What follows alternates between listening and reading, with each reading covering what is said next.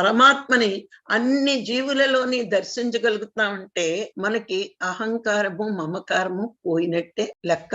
మీకు తుకారాం ఎగ్జాంపుల్ చెప్తాను. ఫస్ట్ లో ఆయన గుడికి వెళ్ళేవాడు, ఆ పాండురంగడు దర్శనం చేసుకోవాలి, గుడికి వెళ్ళేవాడు, అలా తన్మయత్తుల్లో కూర్చునేవాడట. తర్వాత ఇంకా ఆయన గుడికి కూడా వెళ్ళడం మానేసి ఎక్కడ కూర్చున్నా అలా తన్మయత్వంలో పాటలు పాడుకుంటూనే ఉండేవాడట. ఆయన అంటే ఆయన గురించి అలా ఆలోచిస్తూ ఆలోచిస్తూ చెట్టు కింద కూర్చున్నా, ఇంట్లో కూర్చున్నా అలాగే తన్మయత్వంలో ఉండేవాడట పాండురంగుడు. అలాగే ఇంట్లో కూర్చున్నాడట. ఒక రోజు కూర్చుంటే కుక్కొచ్చి అన్నంగిని తీసుకెళ్లిపోతుంటే పాండురంగుడు వెనకాతలు నేతి కింద పట్టుకుని వెళ్ళి, పాండురంగా ఉండు, పాండురంగా తుకారం, పాండురంగా ఆగు ఆగు, నెయ్యేస్తానని దాని వెనకాతలు పరిగెడతాడట.